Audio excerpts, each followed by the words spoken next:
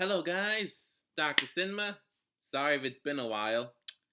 Well, today I'm going to do a face off, but not movies. The last time I did a TV face off, I did Breaking Bad and Weeds. Similar, but it was a million odd combination. Hopefully, though, you are all already familiar with this comparison. The Office is a US version of a British show. The US version lasted from 2005 to 2013, and it was became sort of like a cultural phenomenon in a way, like memes, famous lines and characters, all that kind of stuff. Parks and Recreation is a 2009 show, that lasted until 2015. It has a similar premise, but it has a lot of its own unique characters, its own unique sayings, and comedy that, while similar, does make it its own sort of cult phenomenon in the TV world. Now, it's been common to compare these two shows together. Sorry, I do not edit these episodes. So, it's time to finally pit the two together. We've got 5 rounds. Let's do this. Round 1 will be premise. The premise of The Office is pretty simple. It focuses on the employees of Dunder Mifflin, specifically the branch in Scranton, Pennsylvania. There's the regional manager, Michael Scott, and you've got other employees such as Jim Halpert, Dwight Schrute, Pam Beasley, and various other characters. And for Parks and Recreation, the premise is that it focuses on a group of employees that work for the Parks and Recreation Department in Pawnee, Indiana. It revolves mainly around the deputy director of the department, Leslie Knope, but also has the director, Ron Swanson, other employees such as Tom Haverford, April Ludgate, Andy Dwyer, and Leslie's friend, Ann Perkins, who is a local nurse. Now, the premise of Parks and Recreation has a little bit of a bonus. In addition to focusing on just these characters, the show sort of revolves around Leslie Knope trying to turn the empty lot that's right next to Ann Perkins' house into a city park. And admittedly, this does get pushed aside for good chunks of the show, but it does eventually happen that it does turn into a park. At least for a little bit. It's complicated, but the point is the premise of park creation has a little bit of an extra focus. Now, while the simple premise of The Office does allow for a lot of other scenarios and such to come out organically, it does seem like there are some scenarios that happen in The Office that seem pretty forced and lacks a little bit of a focus in trying to figure out what exactly it's trying to do. Parks and Recreation while a similar premise, does have more of a focus that allows for certain scenarios to come out both organically and make sense, even if it doesn't happen completely organically.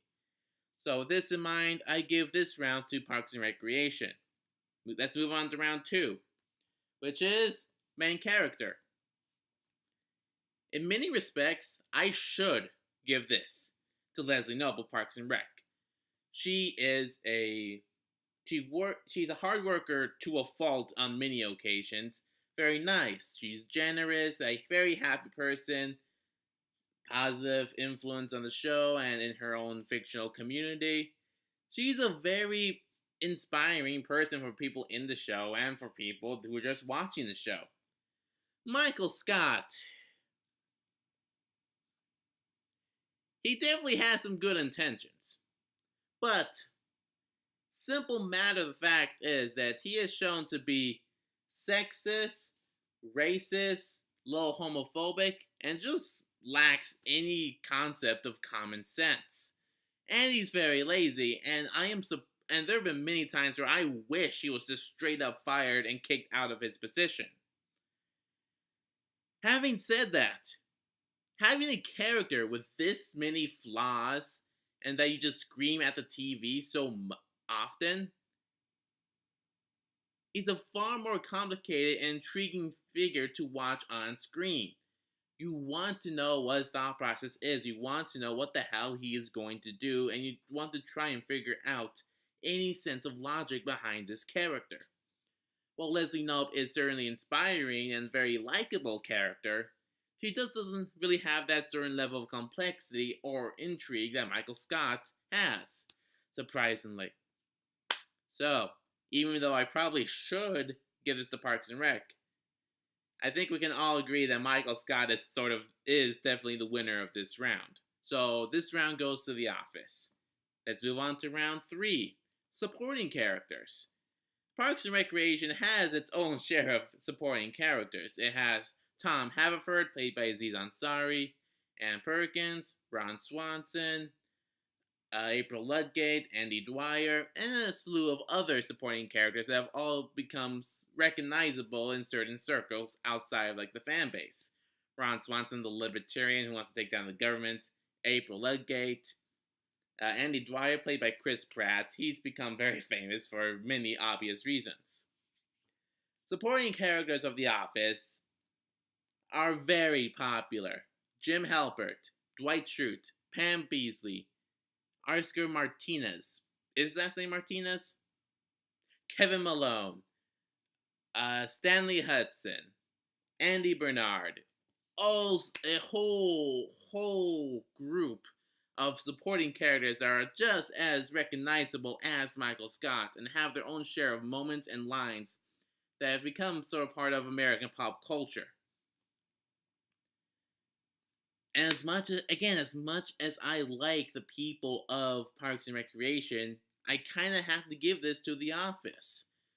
I mean, they have a similar level of complexity and a certain number of faults for each character that make them more intriguing to watch on screen. So, yeah, obviously I have to give this one to The Office as well. Alright, round 4, which is Love Story. Both of these shows have their own share of multiple love stories, but let's focus on one from each show. The obvious one for The Office is Jim Halpert and Pam Beesly. Two people that started out as friends in the workplace, but Pam Beesly's engaged to another guy. Jim Halpert and Pam Beesly go this complicated journey of trying to figure out if they can be together, if they can still be friends, if they can actually, again, be together. And it is a very iconic part of the show. I mean, it's arguably more famous than Michael Scott himself. For Parks and Recreation, I would say that the main love story of this show is Leslie Knope and Ben Wyatt. Ben Wyatt comes in as a tax auditor, immediately butts heads with Leslie Knope, but they form this friendship and relationship that's become pretty endearing and makes them a very, very likable couple. Now, you probably expect me to give this to The Office because it's Pam Beesly and Jim Halpert.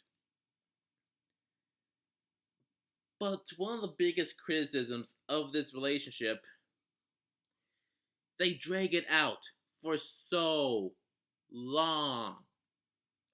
Oh my god. The show has 9 seasons. I don't think they actually get married until season 6. Which is just so fucking long. I mean, I get it. It's you can't just jump into a relationship to if you want to have this relationship be iconic, but they go through so many things that just seem to be on repeat. Plus, in the last few seasons of the show, they just sort of kind of ruin the relationship by having them go through marital problems and couples counseling as Jim goes to Philadelphia on a part-time basis to try to get this company started up. They just sort of kind of ruin it near the end of the show. And it can be argued that while some people think this show kind of dropped off after Michael Scott left, that some people say that the show kind of started dropping off after Jim and Pam finally got married. And so there is a number of problems that have to be talked about with this couple. Obviously, they're going to have to do probably a different episode if I do talking about that. But the criticisms of the show of that relationship have to be addressed and recognized as being sort of harmful to the show on an overall scale. Parks and Recreation, yes, it could be argued that the relationship isn't quite as iconic, but since the show has fewer seasons, it does get more focus and it progresses the relationship on a quicker pace that still takes its time to form a connection between the two while showing them as a couple that people should really inspire to be more like. They support each other, they have very busy lives, but they manage to balance their work life with the relationship and future kids that they eventually do get on the show. So I'm going to have to give this round to Parks and Recreation. Alright, we have a 2-2 tie. One more round. Let's do this. Comedy.